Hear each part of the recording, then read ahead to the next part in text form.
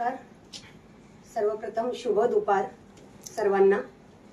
मी विजया अमोल शिंदे, मूळची इथली ठाण्यातलीच आहे आणि खोपड विभागातलीच आहे. जन्म इथलाच आहे. माझी हॉबी डान्स आहे, फॅशन आहे. सगळ्या क्षेत्रातून जाऊन आल्यानंतर इंडियाज बिगेस्ट फॅशन आयकॉन अशा ह्या क्षेत्रात याकरता मी उतरले आणि ही संस्था मी ओपन केलेली आहे की एवाज एंटरटेनमेंट कंपनी स्थापन करण्याच्या मागचं एकच कारण आहे की प्रत्येक कलाकाराला चांगलं व्यासपीठ आणि योग्य तो स्टेज देण्याचं काम करते मी. खूप सारे कॉम्पिटिशन्स केल्यानंतर बऱ्याच गोष्टी मला जाणवल्या की तिथे डान्स केल्यानंतर रिझल्ट अचानक चेंज होतो. त्या पार्टिसिपेटला योग्य ते स्टेज तर मिळत नाहीच आणि अव्वाच्या सव्वा त्यांच्याकडनं मानधन घेतलं जातं. हे करा ते करा, स्पेंड करा. फॅशन विभागात तर मी खूप अनुभव घेतलाय. स्वतः मी 2-3 पेजंटमध्ये पार्टिसिपेट केलंय. जे खरं शिकण्यासाठी जातात ना ते तिथे शिकवलं जात नाही. फक्त पैसा कमवणं हे मला जाणवलं की प्रत्येक पेजंटच्या मागे पैसा. मला कोणत्या पेजंटला नावं नाही ठेवायचे.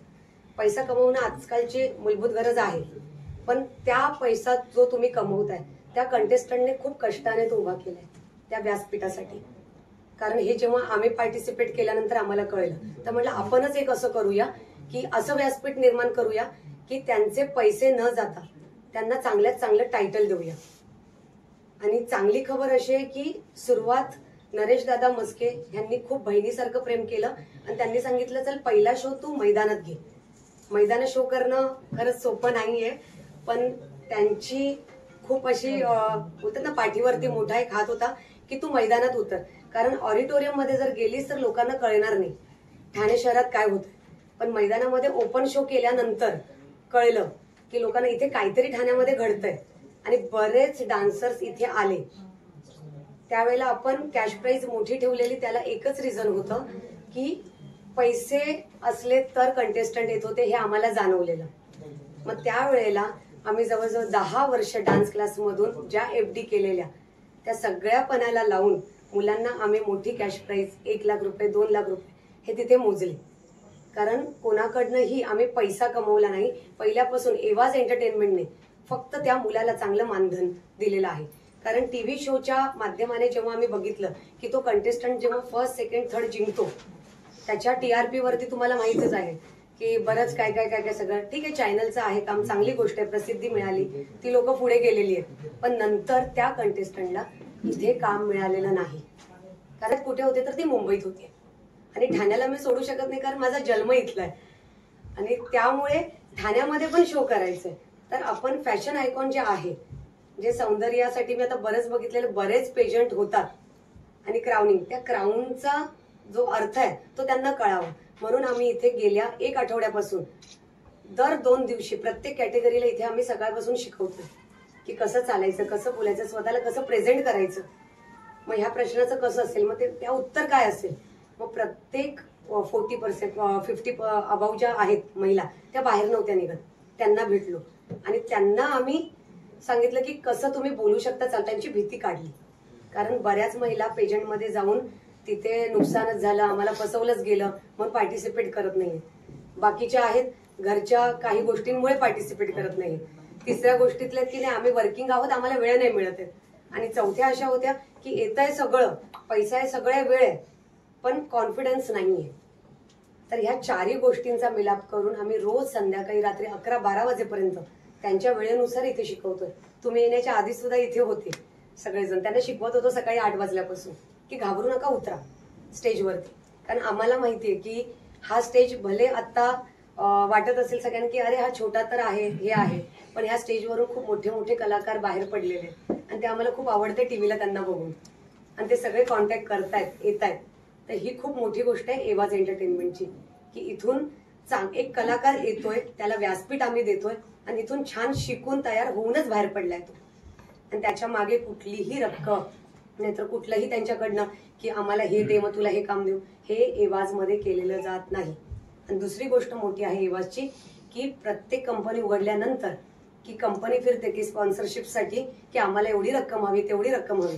एवाचं मोठी खासियत आतापर्यंत आहे 4 वर्षामध्ये, कुठल्याही पैशाची आपण मागणी करत नाही ना रक्कम कोणाकडनं आपण आतापर्यंत घेतलेली सीझन 5 पर्यंत. तर ही रक्कम आपण उभी करतो, वर्षभर प्रत्येक स्कूलमध्ये अॅन्युअल डे शिकवतो, त्या मुलांना काम देतो, मग त्यांचे कॉस्ट्युम वगैरे त्यातून अक्षरशः 50 रुपये 100 रुपये जमा करत करत अशा 1000 मुलांच्या मागे असं आपण एक एवासच्या अकाउंटमध्ये रक्कम टाकतो. ह्याच्यासाठी सकाळपासून आत्ताही 3 शाळेमध्ये मुलं शिकवते. त्यामुळे उद्या आपलं जे ठाकरे भवन मध्ये जे आता आपला प्रोग्राम होणार आहे ते आहे इंडियाज फॅशन आयकॉन. त्याकरता आपल्याकडे 81 कंटेस्टंट उद्या पार्टिसिपेट करत.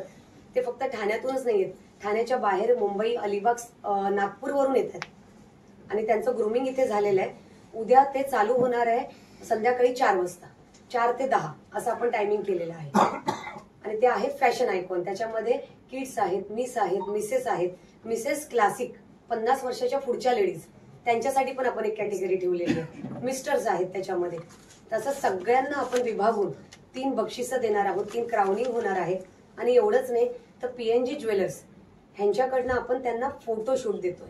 म्हणजे आपण त्यांच्याकडनं फोटोशूट घेतलेलं आहे की त्यांच्या ज्वेलरीचं, की प्रत्येक कंटेस्टंटला की स्वतःचे फोटोज हवेत, पुढे कामासाठी पोर्टफोलिओ हवेत, हे सगळं आपण आपल्याकडनं प्रोव्हाइड करून देतोय.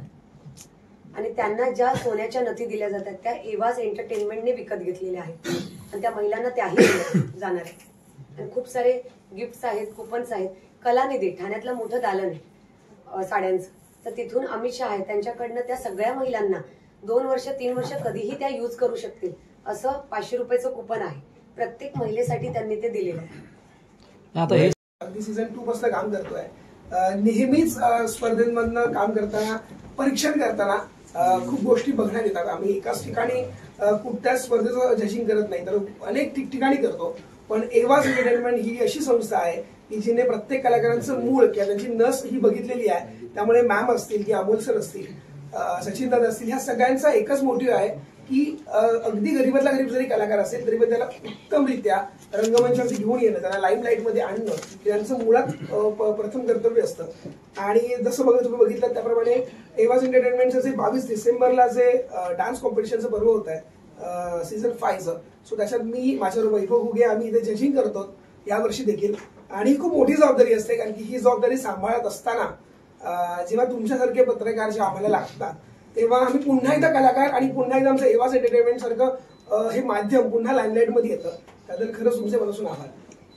मॅडम, का उद्या फॅशन आयकॉन आहे, कोणी बॉलिवूड सेलिब्रिटी काय शो स्टॉपर आहे का उद्या? तुम्ही युट्यूबवर क्रेझी फूडी रंजिता ओळखत असाल, त्या फूड ब्लॉगर आहेत, पण त्या स्पेशल गेस्ट म्हणून येत आहेत. परत बिग बॉस मध्ये रोहित शिंदे हे होते, ते आहेत. हिना शेख ज्या इंडिया TR आहेत त्याही आहेत जजिंगच्या पॅनलवरती. अभि पायल असे ग्रूमर, डान्सर, कोरिओग्राफर आहेत, ते उद्या आहेत. मंदार तांडेल जे ड्रेस डिझायनर आहेत, सोनी वगैरे चॅनलचे डिझायनर आहेत ते. तर हे सगळे आपल्याला पॅनलवरती आहेत जजिंगच्या. आणि बाकी तुम्हाला माहितच आहे ऍक्टर्स लोकांना बोलवण्यासाठी मोठं मानधन द्यायचंय. तर ही जेवढी लोक आहेत ना, ही कोणत्याही प्रकारचं मानधन न घेता आपल्याकडे येतात आणि ते सीझन 1 पासून येतात की त्यांना कुठले. मग मला जेवढं करता येईल की मला असं वाटतं की कुठेतरी जोडले गेलेत सगळे, की हे खरे कलाकार आहेत, की ते प्रत्येक वेळी की जोडले गेले. त्यामुळे कुठल्याही प्रकारचा मोठा नेता, कोणतीही ऍक्टर हे आणण्याचा मी जास्त प्रयत्न करत नाही, कारण ते बोलवून मला कंटेस्टंट गोळा नाही करायचं की त्यांना बघण्यासाठी येतील असं नाही. खरे कंटेस्टंट आहेत ना, की त्यांना खरा स्टेज हवाय, तर ते नक्कीच आमच्यापर्यंत पोहोचतील. कारण त्यांना गरज आहे की त्यांच्या कलेची दाद घेणं, त्यांना योग्य ते बक्षीस मिळणं, तर त्याकरता हा स्टेज आहे. त्यामुळे मग शक्यतो तर मी जास्त नाही हे करायला.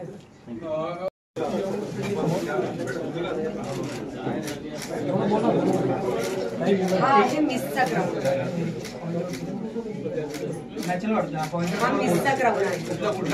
मिस कॅटेगरीसाठी हा ग्राउंड आहे आणि हा पूर्णपणे आपण कस्टमाइज करून, हा पूर्णपणे आपण बनवून घेतलेला आहे मिससाठी डिझाईन.